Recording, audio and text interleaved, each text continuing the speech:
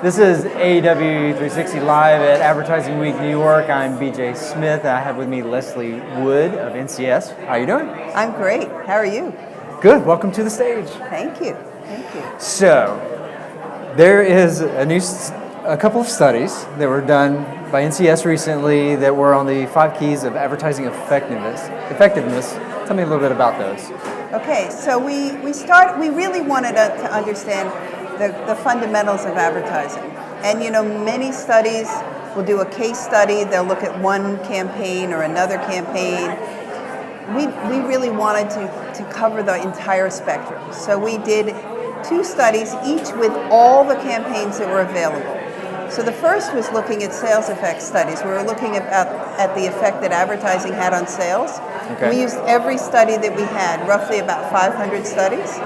And the other study we used on reach. We were looking at reach and frequency, and we used every single campaign that was in a DAR, TAR, so it had digital and TV. Okay. So every single campaign, and that was like 863 campaigns, so you had all the data available. It wasn't cherry-picked, it wasn't trying to tell a story, it was just looking at what was there. Okay.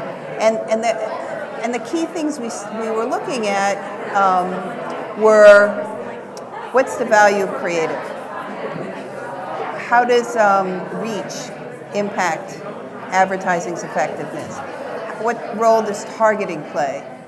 We were looking at recency, which is having an ad close to when the purchase is made, and context. So what does the venue the ad is delivered in matter? Sure. So we're looking at all these 5 pieces, and in 2006 there was Project Apollo, and it was one of the early big single source efforts, and we had measured the effect these same pieces and how did they contribute, and we had about 65% went to creative. Okay. About 15% went to, or 20% went to media, and another 20-so-ish% went to other. So we did the same sort of analysis this time, and the other turned out to be brand. Okay. Like, it really matters what kind of brand you are. So That's true. So if you're a diaper or something, or a beer, or a soda, or something that's bought every week, and people spend a lot of money on, you can actually generate some real sales. Where if you're a brand that's bought once a year, $3 a pop. Right. There's not that attachment. Well, it's not even the attachment. You can get somebody to buy a second one.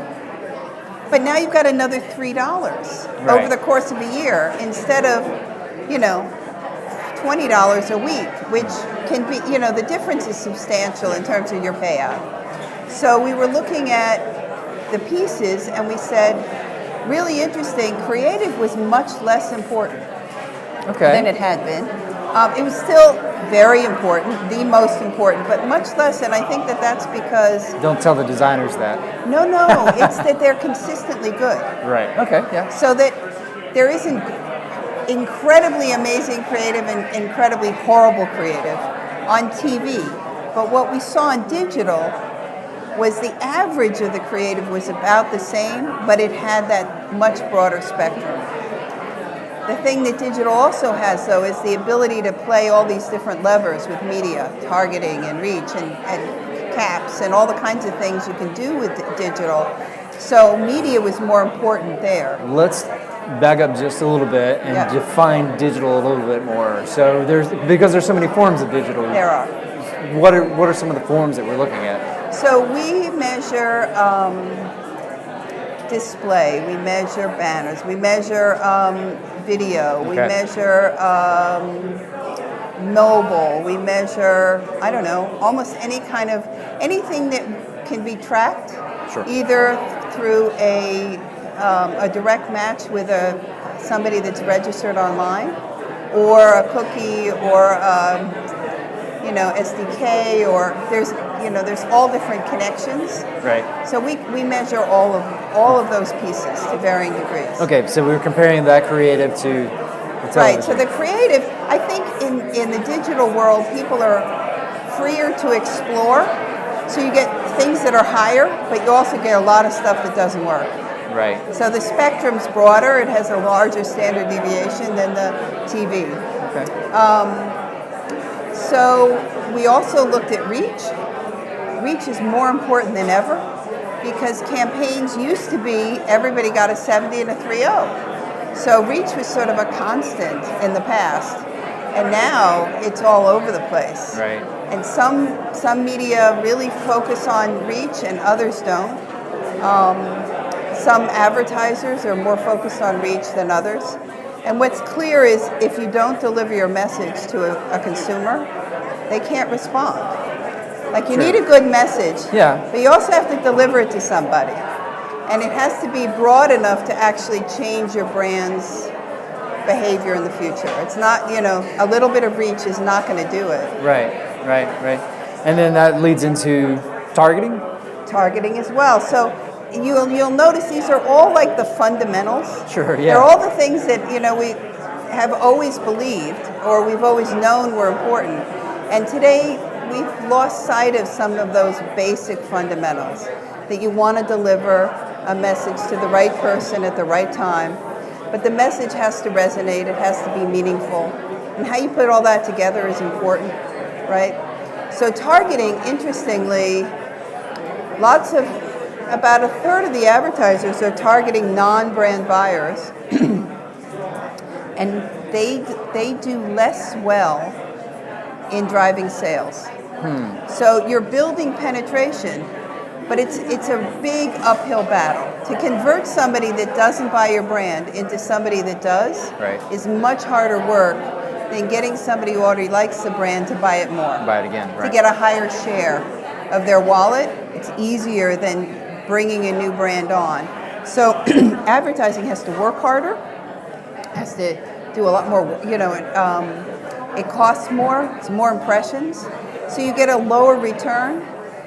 So understanding targeting, we've given advertisers the ability to target, but we don't teach them a whole lot about the difference of different kinds of targets. Sure. And so many went into these very tiny micro targets, and they've got the perfect 2% of the population, but that's all they're talking to.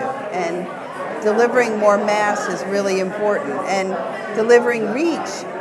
So when we looked at the cross-media reach, we were looking at how much reach did digital add on top of TV. And we saw that for campaigns where the total reach was less than 50% of the population in total, digital under-delivered what would have been random. Like if you were just buying anybody, you would have gotten more reach than they actually did by a long shot. So it's this idea that you need more frequency. You have, fairly high frequency caps against a narrow target means that you're not delivering the reach you need.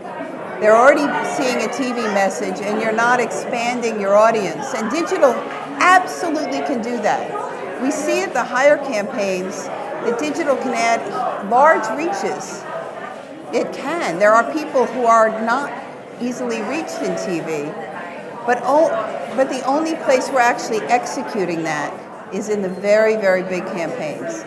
In the smaller campaigns, the digital campaigns are being swamped by television. They're not adding a whole lot to the picture. So we looked at those three, and then there's recency, which is getting your message close to when somebody purchases, and timing is important. And then context. And I don't know that our method for measuring context is really the best.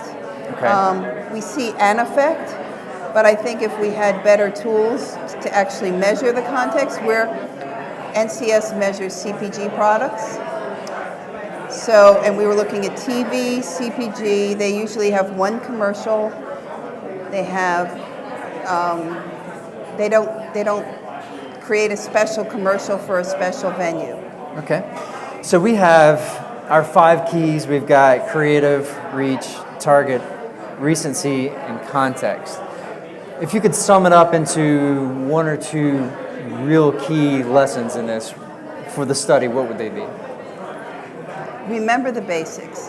Okay. Come back to the basics because it's really important to have a good message, to do creative well, to deliver a real solid reach, and to target the people who are most likely to respond to that advertising. Great. Leslie Wood, thank you for joining me today on the stage. My pleasure. Thank you for having me. Very nice to meet you. Yes, take care. And we will be back with more at AW360 Live at Advertising Week New York.